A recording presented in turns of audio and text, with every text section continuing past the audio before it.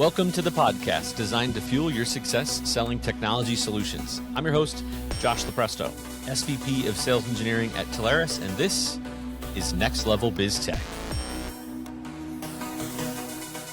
Everybody, welcome back. We got another business blueprint for you today. We're talking about relentless execution and the elite advisor playbook. Brett says he has all the secrets. Brett Smith of Intellis, welcome on, my man. Great to be here. Thanks for having me. Brett, all right, so the people want to know the secrets, but before we can give them the secrets, we got to learn a little bit about you for anybody that is not familiar. So walk us through a little bit, just before we even get to who Intellis is. How did you get started in the space? Yeah, absolutely. I'm not going to take the whole podcast on this, but I do want to share a little bit. I grew up in a small town, Tarkio, Missouri, little farming community. And one of the best things about that, or a couple of the best things about it, is that it kind of had a low barrier of entry to just about anything I wanted to do. I got to play all the different sports. I was part of a band. I was in the student council, future business leaders. And I think one of the nice things about not only getting to do a lot of different things is that I got to interact and engage with a lot of different types of people. In addition to that, my parents were small business owners. They were a trucking and farming business.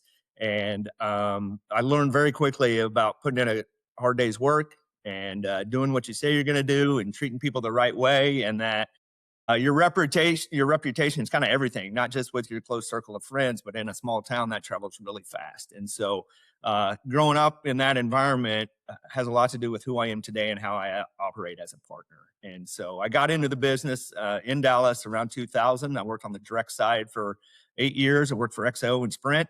And so I got a little bit of both flavors of a CLEC and a little bit of mobility on the Sprint side. And then 18 years ago, moved over to the channel. And that was one of the best things that's happened to me. I went from having a relatively small playbook, working with an individual company, to having just about an unlimited portfolio and being able to solve a lot of different problems for my customers. And so it's been a great run for me. I love what I do, and real thankful to be where I am. I love the story. It seems like everybody great that has started. There's so much that I think you can learn, and that everybody learned in that telco space. A lot of good people I always hear from XO, from Integra, from Lumen, right? I think it just teaches you so much, right? And if you can go through all of that, survive it, and go, man, I've got some great abilities here. I think you learn a lot probably about yourself during that time. Yeah, for sure. Resilience is a pretty key factor when you're in that environment, for sure. Yeah. Manager gets changed, quota gets changed, products change, all kinds of fun stuff. Yep. Okay, so then you made it from pivot over to channel. So then where does Intellis come in? Why did you start it? How did you start it? And kind of who is it? Sure. Yeah, absolutely. Well, first off, we do have two partners. It's not my organization. I'm a key contributor for them. I've been there for 7 years. They kind of came and pursued me. I was pretty happy about where I was, and ultimately it turned out to be a real good decision for me to make the leap. I had some real good peers that advised me that that'd be a good place for me to go, and so it's worked out really well. The Intellis story is that we audit. We source and or propose, then we contract negotiate. We help with project management and implementation. We have a 24/7 NOC and field services group, all underneath one house. And then we all obviously life cycle manage after the install. We like to stay real close to our customers for a long time. And I know that may not make us entirely unique. I think having that full cycle of services puts us in a little bit of a different level. There's a lot of people that do each of those things really, really well. I don't think there's a lot that do all of those things. But what I like to share with my customers is I think we're the most creative partner out there. Our organization gets real unique about doing things on our customers' terms rather than on our terms or on the supplier's terms. And so I really like our go-to-market about being flexible for our customers to be able to get them solutions that ultimately they're looking for. So as you think about, we were talking a little bit before about this kind of the audience that listens, right? We've got TAs that are just getting started. We've got TAs that have been doing this a while. We got TAs even you mentioned earlier that focus on a specific silo. Today, and I think you lend expertise to all of this, right? Today, we're talking about this relentless mindset and this playbook that you operate from to operate at the level that you do. So when you think about an elite advisor, an elite TA, what separates that elite TA from somebody who is easily forgettable? Yeah, absolutely. I think there's two things. The first is building momentum and trust as quickly as you can. You're not necessarily trying to make a friend when you walk in there. I think a lot of people try and do the social. How can I connect with you based off of where you went to school or what's on your desk or things like that. My goal is to quickly find out what the pain is, what the maybe the low hanging fruit. I'm not trying to use a cliche there, but I really want to find something that's not working very well for them and try and solve it as quickly as I can. And the reason why I do that is it proves that I can execute. It typically builds trust pretty early on, way faster than just going to the same school or something along those lines. And then it also gives me a cadence. How does this customer or this contact at this organization operate? Some like phone calls, some like emails, some like texts. Some want to hear from you every single day or every week, with an update, whereas others would rather not hear from you at all. They just want you to take care of it. And so by getting in early and finding a project, it doesn't have to be a big giant one. It does those three things: proves you can do it, builds the trust, and gets into a cadence. And once you're done with that first one, kind of allows it to be pretty easy for you to move on to the next one. So I think that's one item. The other is availability and or reliability. And I'm not trying to knock like the work-life balance thing, but I think most of my customers know that when they need to get a hold of me, they're going to. And if I don't answer, I'm going to text them back and let them know that, hey, I can't handle this right now, but I'll get right back to you. And I think having that availability or that relationship with your customer that they know they can depend on you is priceless. I think those are the kind of the two things that I would Yeah, say. I don't think our spouses like that answer, Yeah. where we tell them how important it is, Yeah. but really it's crazy that when you think about it, like, your customers, you're not always defined by, what you do kind of on the front end. You're defined of when you go through the trenches with somebody or when you take on that project for that customer. It's not always gonna go right, but if they know, "Hey, I can trust Brett. Brett responds. I pinged him at a weird hour. I wasn't expecting him to respond, and he respond," like that. They might not remember all of those things, but they remember the emotion that was created probably, when you helped them through that thing. So if you can help them there, you're probably gonna be able to help them with the easy stuff, right? Absolutely. Yep.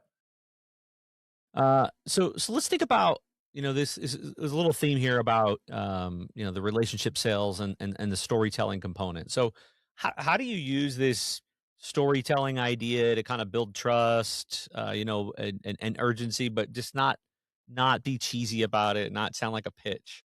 Yeah, yeah, absolutely. Number one, I think you got to be genuine. I'm not telling a story to try and get an angle or anything along those lines. It's I'm generally in the sharing space. And I think maybe the best way to answer this is potentially with a story. Just yesterday, I was on a call with a customer. They've been a client of mine for a while. The largest piece of revenue comes from a call center environment, and it's coming up for renewal here in a few months. Um, Potentially not enough time for them to migrate off of the solution they're on today, but they kind of wanted to leverage the fact that how can they leverage that against their existing provider in order to get a little bit better deal as they move into the next term. And we started off the meeting. I gave them the floor, and they wanted me to, like, can we go get quotes from competitors? The whole gamut of things. And my response was, can I just share with you what I did for another customer in this exact same environment?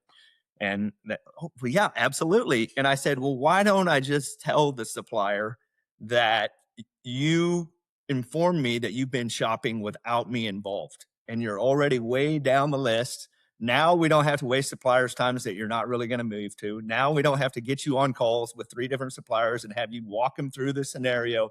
We'd be wasting your time. We'd be wasting the supplier's time just to accomplish this same goal that we can by just telling them you're off on your own doing this bidding. And so I think there was a lot of value in that to them. We got to the same end goal without having to waste suppliers' times and waste their time. And I think having something similar like that in your back pocket, regardless of the scenario, um, cre- it becomes like memorable. Instead of selling on features and benefits and products and services, you're telling them about an experience that either happened to them or happened to somebody else or to me. And I think that resonates a little differently than, the shiny feature or product that you're putting in front of them. And so I think having a story or the opportunity to share a story during the sales process adds a lot of value to it. I love it. Okay, so I want to go back to this theme of the kind of relentless execution, right? I think that's a good Michael Jordan book title or his trainer's title. I forget who it is, but um, what for you, right? For Brett, what does relentless execution look like for you? Just your daily habits. Yep. Well, I talked about it a little bit earlier. I think being available is real important. But more importantly, acting fast, not being afraid to make mistakes kind of along the way. I think it builds, a little bit of give and take with your customer when they know not everything's going to have to be perfect right off the bat. And I think if you can share that, like I'm trying to get back with you with an answer as quickly as I can, this isn't a finished, polished solution. It is good. I think you got to act fast. And then the other thing is, it's like the non-negotiable moving a timeline or kicking the can down the road, or having a plan B mentality, like, well, if this doesn't work, I'm going to go with this. It's like, no, this is what we're going to do. And this is going to work, and not pushing that deadline that the customer and you have agreed on. I think it is really important about, delivering consistent execution to your customers. I love it. Okay, so if you think about this, as we're going into, it could be CX deal, AI deal, security, network, whatever. Um, how does just doing this differently? We talked a little bit about like speeds and feeds and not doing that. How does the relationship component, and this may seem really obvious, but I would love to hear your answer. So when we talk about the tech stacks now, how do we incorporate this idea of relationship based selling, how it changes the outcome versus like speeds and feeds. So whether you're doing CX, AI, security, network, whatever, how does it doing it from a relationship driven side change things? Got it. Yeah, great question. Actually, I was excited to talk about this. My background gave me a lot of experience and history in the ISP space. So all different flavors of internet and MPLS, and even back into the old frame days. I sold a lot of voice services as well. Very familiar with UCAS and CCAS, a little bit of colo. Um, as security has become a bigger and bigger piece of the puzzle for all of our customers, I've really struggled with it just because I didn't have the history, I didn't have the background. And for a long time, I was hesitant to talk about it with my customers just because I didn't have the knowledge myself in order to give them the answers. All the suppliers might give you, oh, well, ask this question and then ask this question. But then the problem is, like, when they answer that, like, what do you do with it? And so I really shied away from security discussions with my customers unless something just fell in my lap. I really didn't sell a lot of it. And what I figured out last year is that I'm never going to catch up. I'm not going to be at the level from a security standpoint that I am on the ISP side. So I started leveraging the resources that were available to me, either from the suppliers or the TSDs, for bringing on sales engineers. So I just started inviting them to my customer calls. And it was great. The customer saw them as an extension of the team. Immediately, the same trust that I had earned and developed with the customer was extended to the individual. In one particular case, the customer was always like, why did you wait so long to introduce me to him, or her? And so I think leveraging your resources and the knowledge base that's available to us in this space is critical. I mean, I've literally doubled the opportunity that's available to me just by bringing in, for a 30-minute or an hour call, an introduction, and somebody that can have that conversation. You get off the call, and afterwards, the engineer says, these are the suppliers that we should look at for these. And then you turn it over to the suppliers, and you're still coordinating the conversation and the meetings, but you're letting somebody else do all that heavy lifting and experience and knowledge base. And so I think that's a real key for leveraging your relationships, not only with the customer, but also with your suppliers and your TSDs, in order to broaden your portfolio and get more revenue out of your customers that way. I love that. I love that example, right? And we've heard this. This is a great. There's lots of people going through what you went through, and I think we're sitting here saying, "Hey, let us help you." And I think what's funny in that is that I think just speaking from a Telarus perspective, we got a lot of cool things. We got a cool commission back end for you that we think is industry leading. You know, we got a great team, we got a great event, we got a great training, we got a great all these things. Everything's great. That's the theme today. But the reality is, you know, we are at the forefront of seeing all of these things, but we're finding that even our TAs, oh my gosh, I didn't know you had that. Oh, I didn't know that this thing could help me. Oh, I didn't know that you had this training and event. So it's a great call out of just be reminded by the TAs Yep. that, hey, maybe if you haven't explored all of these components that are here to help you, I love that. That's an Yeah, awesome example. my first sale last year in the email security space was happened because I brought on Sumera from your team. Had a call with the customer. We outlined a couple of different vendors to help them out, and it wasn't a massive sale, but we sold 600 email security licenses through you guys with the help of Sumera. She did a fantastic job for me, and so I think just leveraging those resources is so Awesome. critical. Love it. Love it. You bet. Okay, so here's the touchy one. It's about urgency, you know, like time kills deals in my mind, right? So Okay. enterprises, especially the sales cycles drag out. So what do you do? This is the elite. This is a glimpse into Brett's playbook here. What do you do to create this movement within those customer accounts to help keep this cycle moving without kind of breaking that trust or coming across the wrong way? Yeah, absolutely. There's a couple factors to it. On the front end, I think it's understanding the end value that the customer is going to get from the solution that you're delivering to them, and then reinforcing that each and every time through the process. Like, we started this and we're going down this path because this is the outcome that we want to get. And I think being real intentional about sharing that each and every time, not necessarily to be repetitive, but to continue to drive home the reason why we're moving down this process. I think simple things. It's not like there's a lot of silver bullets out there, but having an agenda, setting next steps, moving that thing down the line. And I think it goes not only on the customer side, but controlling, hey, that's a little harsh word, but making sure the supplier's on the same timeline and page that you and the customer are on. Yes. Sometimes those two things get out of line.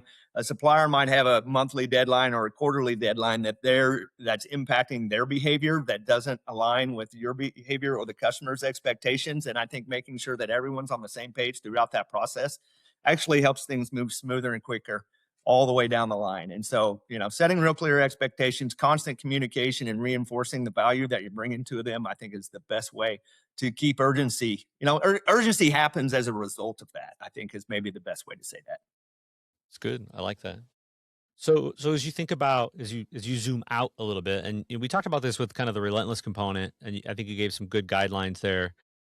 But as you think about just the discipline, maybe personal standards that you have, I know some people are, hey, I just write it down. I write down my goals. Everybody's thing is different.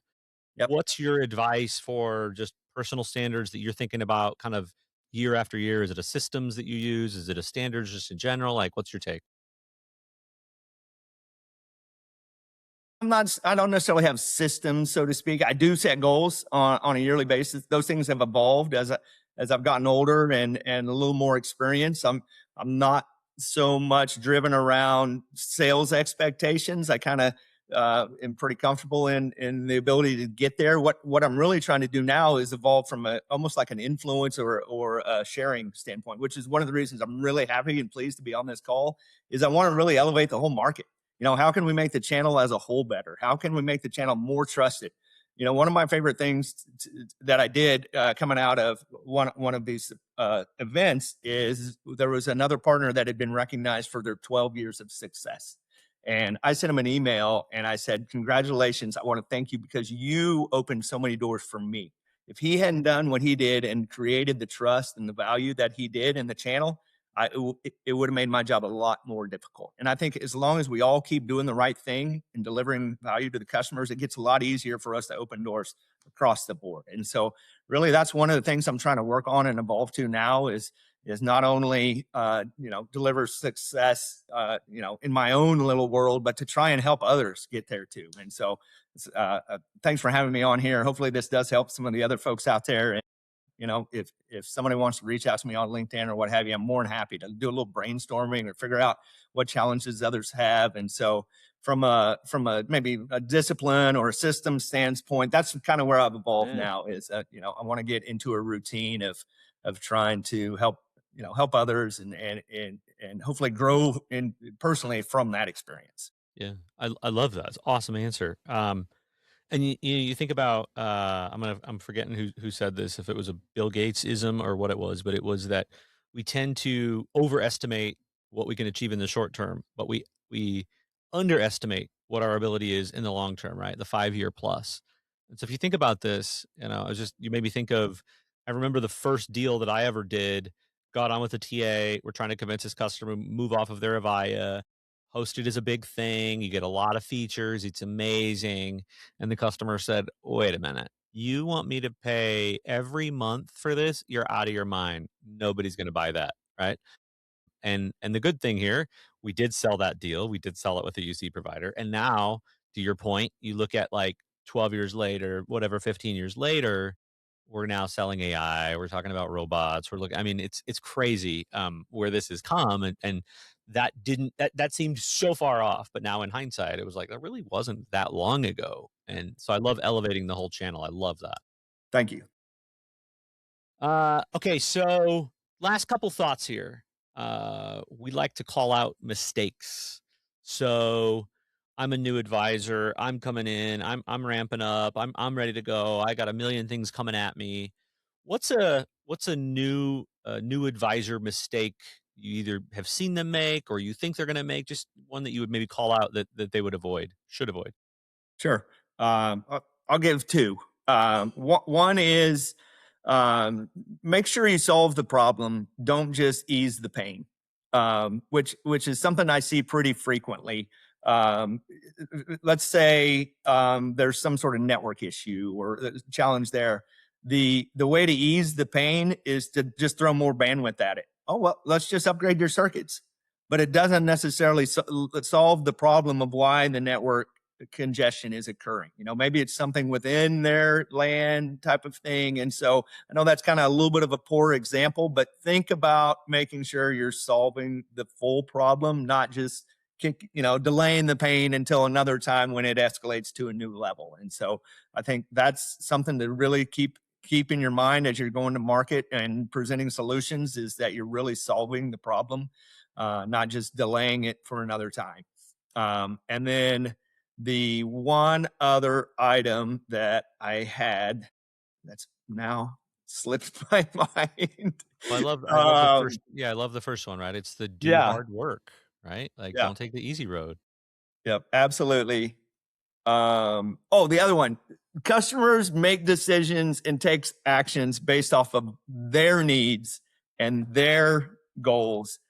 Sometimes sales reps think they're going to make it for them. It's like, help me out. When in actuality, one of my favorite phrases to use with the customers is to say, "Hey, I need your help." And it's not to Mm. benefit me. It's, I need your help to help me understand this. Like, what's important or what's going on behind the scenes in your organization. Can you tell me, how I can better interact with so-and-so at your organization? It's like, it gives them the opportunity to, it's like, oh, well, let me tell you about this, or let me, They'll it always kind of tell. opens. Yeah, Yeah. they'll always tell. You think they won't. You're afraid to ask, but that's a great call out. They'll always tell, won't they? Yeah. Well, those would be my two. And I'm sorry, I kind of slipped there in the middle. No, no, no, no, no. No. Those are Yeah. gold. Yeah. Those are gold. Those are gold. Solve the problem, don't just ease the pain, and then make sure that the reason why you're helping them take action is to benefit them, not necessarily to benefit you. I like it. Okay. Final thought here then. So we're wrapping up the playbook. We're in the final chapter here. So I'm taking all of this in. This is kind of what I aspire to do, right? To use some of these pieces of advice. So if I want to build, I want to think long term. I'm thinking not 2 years. I'm thinking 10 to 15. Right? I'm in this. So if I want to build this career at a high level, what's the mindset? What's your closing tips? What do they need to do? Yeah, absolutely. Number one, you really need to enjoy what you do. You got to love it. You got to be in a good spot with the right organization. And I think that's one of my go-to-market. I'll sit down with a customer and, we'll have the meeting. But before that first meeting is over, I'll say, I just want to share one thing with you. I want you to know how much I enjoy what I do and how much I appreciate the opportunity to sit down with you and get the opportunity to learn about your business and figure out how I can help you. I say, I'm going to be here for the long term. I'm not going anywhere. I'm really happy in the environment that I'm in. And if we don't find the right decision for you today, that's okay. I'm going to do the best I can. But what I want you to know is that I'm always going to be here, and there'll be an opportunity down the road. So it's kind of like you don't lose the sale. You just win it a little bit later in time. And I've been doing this long enough that I've had some really fun opportunities to where just a couple months ago, one of my customers acquired an organization that I used to sell POTS lines to a long, long time ago. And we get on the first call, and John Owens from the company 15 years ago is on the call. And I was, John, and it was so great. He was like, Brett. I was like, Done yes. deal. It's like the long-term relationship is still there. He remembered how we work together and the benefits that we have. And shame on me for not like keeping that going when I transitioned into a different role, but how great it was to see him on the call and have, his excitement match my excitement to see him there. And so I think having a long-term mindset and sharing that with the customer up front lets them know that you're not here for the quick win or the quick sale, that you're not going anywhere. And I'm going to be here by your side. And I'm going to try and find the best solution. It may not always be the right one for you. I think in our environment today, we get the opportunity to find the right one a lot of the times, but every once in a while we'll miss. And I think if you just tell them, listen, I did the best I could. I'm sorry I didn't have the right one for you, but I'm not going anywhere, And so I think that's the long-term mindset, and bringing that to the customer and sharing it consistently over and over, and then demonstrating it. You always got to back it up. But I think a lot of things that we talked and walked through today about consistency and trust and follow-up and availability, I think just resonates over and over. And if you can put that into your repertoire, I think you're going to be real successful. Don't get frustrated, stick with it, be resilient. And, we're all going to be here for a long time. The customers and the opportunities are only growing, they're not going away. And so that's my long-term message, I think. I love it. Well, that's a good spot to wrap it, man. I'm out of questions. Brett, I appreciate you coming on, man. This is a good advisor playbook. There's some really good core things in here that you dropped that I think sometimes people take for granted or just think, nah, that's that. I don't need to do that. But I think you built a great career, and it's worked. So we got to trust the playbook, man. So awesome stuff. Man, thanks so much for having me on. I really enjoyed it. All right, everybody, that wraps us up for today. As always, every Wednesday, catch these on Spotify, Apple Music. Get them before anybody else does, and get those little sneak peek on some of these pro tips, like from folks like Brent. So, until next time, I'm your host, Josh Lopresto, SVP of Sales Engineering at Intellys, Brett Smith of Intellis, Business Blueprints, Relentless Execution, and the Elite Advisor Playbook. Until next time. Next Level BizTech has been a production of Intellys Studio 19. Please visit Intellys.com for more information.